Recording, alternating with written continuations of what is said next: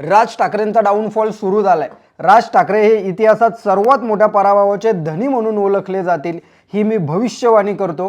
तुम्ही निकालानंतर पहा। असं वक्तव्य देवेंद्र फडणवीस यांनी एका पॉडकास्टमध्ये केलेलं आहे। पण देवेंद्र फडणवीस हे विसरत आहेत की मराठीच्या मुद्द्यावरती राज ठाकरे आजही मैदान गाजवत आहेत, आजही भाषणं गाजवत आहेत। पण फक्त भाषणं गाजवून होणार आहे का? कारण भाषणांना येणारी गर्दी ही वोट बँकमध्ये कन्वर्ट होत नाही ना, हे मनसेचं सर्वात मोठं अपयश आहे। आणि आपल्याला सर्वांनाच माहिती आहे की राजकारण म्हणजे मतं, ज्याची मतं स्ट्रॉंग, ज्याचे निवडून येणारे सीट जास्त, ज्याचे आमदार, खासदार, नगरसेवक जे काही विजयी उमेदवार असतील ते जेवढे मजबूत तेवढंच त्याचं राजकारण मजबूत। आणि तुम्हाला हे सुद्धा माहिती असेल की गेल्या कित्येक वर्षांपासून राज ठाकरेंचे निवडून येणारे उमेदवार हे किती आहेत।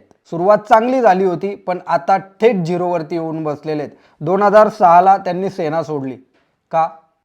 तर त्यांचं म्हणणं होतं माझा वाद हा विठ्ठलाशी नाही आहे, तर माझा वाद त्याच्या आजूबाजूच्या बडव्यांशी। ठीक आहे, आता ते एकत्र आलेत, येऊ द्या, काही हरकत नाही। राजकारण आहे, राजकारणात मैत्री आणि दुश्मनी म्हणजे मित्रत्व आणि शत्रुत्व हे होतच असतं। तो विषय एवढा एक मतदार म्हणून आपण सिरियस घ्यायचं नाही आहे। तर 2006ला राज ठाकरेंनी सेना सोडली, त्याच्यानंतर मग त्यांनी महाराष्ट्र नवनिर्माण सेना या पक्षाची स्थापना केली आणि 2009ला राज ठाकरेंचे 13 आमदार निवडून आले होते का? तर फक्त मराठीच्या मुद्द्यावरती। उत्तर भारतीयांच्या विरोधात राज ठाकरेंनी मोहीम चालवलेली दिसेल उत्तर भारतीय तिथे ते ठोकायचे, त्यांचे मनसेचे कार्यकर्ते ठोकायचे। मनसेच्या कार्यकर्त्यांनी अनेक केसेस सुद्धा अंगावरती घेतल्या, त्याच्या कित्येक केसेस चालू सुद्धा असतील आणि याच केसेसमुळे कित्येक मनसेच्या कार्यकर्त्यांचं करिअर कदाचित खराब झालं असेल आणि म्हणून त्यांनी सुद्धा मनसेला रामराम ठोकला असेल। राज ठाकरेंची मनसे सर्वात जास्त जिथे ॲक्टिव्ह आहे तो भाग म्हणजे एकतर ठाण्याचा परिसर आणि मुंबईचा परिसर। इतर गावांमध्ये मनसे थोडी कमी ॲक्टिव्ह आहे किंवा नाहीच आहे। तर या ठाणे मुंबईच्या भागामध्ये मराठी मतदार जास्त असून सुद्धा तिथं मनसेला यश मिळत नाहीये, हे मनसेचं अपयश आहे। तुम्ही कधी जर मित्रांमध्ये बसलात ना, तर सहज तुम्ही अशीच चर्चा करा की राज ठाकरे निवडून न येण्यामागचं कारण काय, किंवा त्यांना राज ठाकरेंबद्दल काय आवडत नाहीये, तर तुम्हाला लोक सहज म्हणतील, सहज एका शब्दात, की राज ठाकरेंची भूमिका वेळोवेळी बदलत असते। हे तुम्ही न्यूजमध्येही बघू शकता। राजकारणात भूमिका बदलत असतात, पण त्या राज ठाकरेंच्या एवढा फास्ट बदलतात की खतरनाक। त्यांचे कार्यकर्ते सुद्धा, त्यांचे पदाधिकारी सुद्धा कधी कधी नाराज असतात, पण काय, साहेब बोलले देव बोलले, असू द्या। 2006मध्ये मराठी वर्सेस उत्तर भारतीय झालं। 2014मध्ये त्यांनी बीजेपीच्या म्हणजेच नरेंद्र मोदींच्या विकासाच्या मॉडेलला त्यांनी पाठिंबा दिला। 2019मध्ये त्यांनी बीजेपीवरती टीका केली, लावरे तो व्हिडिओ आणि मोदींची पोलखोल ते करायचे। म्हणजे बीजेपीच्या विरोधात महाराष्ट्रामध्ये खतरनाक चेहरा ते बनले होते। महाविकास आघाडी सुद्धा राज ठाकरेंच्या क्लिप्स चालवायचे। त्याच्यानंतर 2024ला बिनशर्त पाठिंबा दिला। राज ठाकरेंच्या बिनशर्त पाठिंब्यानंतरच बिनशर्त हा शब्द सुद्धा तेवढाच राजकारणात फेमस झाला। राज ठाकरेंनी टोल नाक्यासाठी उचललेलं आंदोलन असू देत, किंवा त्यानंतर राज ठाकरेंनी जे काही भगवा धारण केलेलं अंगावरती आणि मग त्यांनी हिंदुत्वाचा मुद्दा उचललेला ते असू द्यात, राज ठाकरेंना किंवा मनसेला मतदान करणारा मतदार हा नेहमीच कन्फ्यूज राहिला की राज ठाकरेंना नक्की मतदान कशाच्या हिशोबावरती करायचे। कारण जे बीजेपीच्या हिंदुत्वाच्या विचारधारेशी एकदम सहमत आहेत ते राज ठाकरेंना हिंदुत्वाच्या विचारधारेवरती मत देत होते। पण नंतर 2019ला राज ठाकरेंनी बीजेपीवर टीका केली, मग तो मतदार सुद्धा नाराज झाला, त्यांनी राज ठाकरेंना मत दिलं नाही। किंवा जे मतदार फक्त राज ठाकरेंना मराठी या मुद्द्यावरतीच मतदान करत होते, हिंदुत्वाच्या नाही या मराठीच्या मुद्द्यावरती, मग 2024ला राज ठाकरेंनी बिनशर्त पाठिंबा बीजेपीला दिला, तर ते मराठी मतदार सुद्धा नाराज झाले की अरे बाबा चाललंय काय, काहीतरी ठरवा, आम्हाला मतदान करता येईल असं। मग राज ठाकरेंचे जे काही मतदार होते ते उद्धव ठाकरेंच्या मागे गेले, म्हणजे त्यांना मतदान झालं।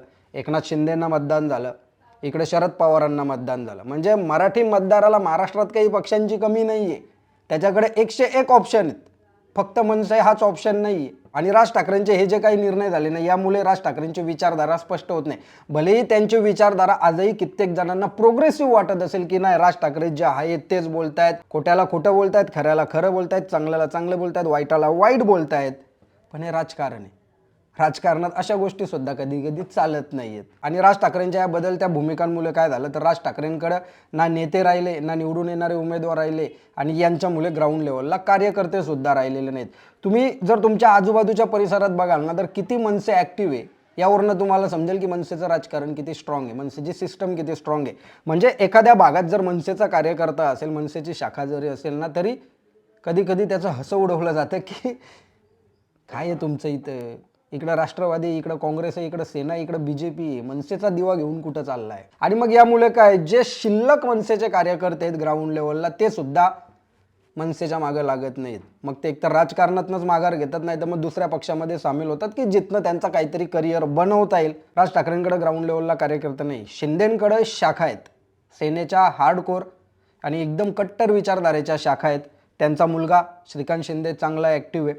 त्याच्यानंतर बीजेपीकडे संघटना आहेत, RSS सारख्या संघटना आजही बीजेपीसाठी चांगल्या प्रकारे काम करतायत. उद्धव ठाकरे आणि राज ठाकरे यांच्याकडे याच गोष्टींची कमी आहे. राज ठाकरेंकडे एक गोष्ट आहे ती म्हणजे त्यांचं वक्तृत्व, आणि उद्धव ठाकरेंकडे ती भावनिक साथ घालण्याची कला. म्हणजे उद्धव ठाकरे म्हणू शकतात की माझा बाप चोरला, माझा पक्ष चोरला, माझं चिन्ह चोरलं. शिंदे सेनेला किंवा एकनाथ शिंदेना ते गद्दार म्हणू शकतात, 50 खोके म्हणू शकतात, जे काय म्हणायचं ते, पण त्याचा पुरावा नाही देऊ शकत. हे म्हणजे राहुल गांधींसारखं झालं की EVM हॅक होते, EVM हॅक होते, पण EVM हॅक होते हे सिद्ध होत नाही. तसं ते आता यांचं झालं की यांनी 50 खोके घेतले, 50 खोके घातले, पण ते सिद्ध होत नाही. म्हणजे हा एक प्रकारे TRPचाच भाग झाला, TRPची ही वाक्य झाली. तुम्हाला ही गोष्ट पटणार सुद्धा नाहीये, कदाचित तुम्हाला ही गोष्ट फालतू वाटेल, पण हे सत्य आहे. मुंबईच्या राजकारणामध्ये, ठाण्याच्या राजकारणामध्ये इथला फक्त मराठी मतदार हीच गोष्ट राजकारणावर प्रभावी ठरणार नाहीये. तर या मुंबई ठाण्याच्या भागामध्ये गुजराती, मारवाडी, दाक्षिणात्य आणि उत्तर प्रदेश, UP बिहार म्हणजे जे काही परप्रांतीय लोक आहेत त्यांचा मतदानाचा आकडा सुद्धा तेवढा स्ट्रॉंग आहे. त्याच्यामुळे इथे मराठी प्लस हे जे काही परप्रांतीय आहेत, हा आकडा जो काही धरून चालेल, हे मतदार जो काही धरून चालेल, तोच विजयी होईल या महानगरपालिकांमध्ये. आणि मराठी माणसाची आकडेवारी या मुंबई आणि ठाण्याच्या भागातनं घटणं हे काही मागच्या 5 वर्षात झालेलं नाही आहे, तर कित्येक वर्ष याला लागलेली आहेत. 20-25 वर्ष जरी गेलेले असतील, आणि या 20-25 वर्षांमध्ये BMCवरती किंवा मुंबई आणि ठाणेवरती ठाकरेंचंच वर्चस्व होतं. सेनाच इथे कित्येक वर्षांपासून राज्य करते. आता राज ठाकरे आणि उद्धव ठाकरे म्हणजे हे ठाकरे बंधू जे काही एकत्र आलेत ते का आलेत, तर महाराष्ट्रासाठी, मराठीसाठी. मग तुम्ही जेव्हा वेगळे झाला होतात, राज ठाकरे वेगळे झाले होते, ते कशासाठी झाले होते? महाराष्ट्रासाठीच ना, मराठी माणसासाठीच ना. तेव्हा तुम्ही मराठीला विचारलं नव्हतं, तेव्हा तुम्ही महाराष्ट्राला विचारलं नव्हतं. मग आता तुम्ही म्हणतायत की आम्ही मराठीसाठी एकत्र आलो. आणि बघा, एकमेकांपासून वेगळं होणं आणि पुन्हा एकत्र येणं ही गोष्ट काही महाराष्ट्राला नवीन नाही आहे. म्हणजे याची सुरुवातच शरद पवारांनी केलेली आहे. वेगळं व्हायचं, परत एकत्र व्हायचं, वेगळं व्हायचं, परत एकत्र व्हायचं, हे राजकारणात चालू असतं. दोन्ही ठाकरे बंधू एकत्र आलेत, बरं आहे, कित्येकांना याचा आनंदसुद्धा झाला आहे. पण आता ही ठाकरे बंधूंची अस्तित्वाची लढाई, कारण BMC जर त्यांच्या हातातनं गेली तर त्यांचं नुकसान खूप मोठं होणार आहे, आणि BJPच्या हातात BMC आली तर त्यांचा फायदासुद्धा तेवढाच होणार आहे. तुम्हाला काय वाटतं की राज ठाकरेंच्या बाबतीत जी काही भविष्यवाणी देवेंद्र फडणवीस यांनी केलेली ती फक्त भविष्यवाणी, अशीच एक पोकळ भविष्यवाणी असं तुम्हाला वाटतं, की जी काही आकडेवारी तुम्ही बघताय, अभ्यासताय, त्याच्यावरून तुम्हाला वाटतं की हा राज ठाकरेंचा डाऊनफॉल सुरू झालेला आहे? कमेंट बॉक्समध्ये नक्की सांगा. पुन्हा भेटूयात नवीन व्हिडिओमध्ये. तोपर्यंत जय हिंद, जय महाराष्ट्र, वंदे मातरम.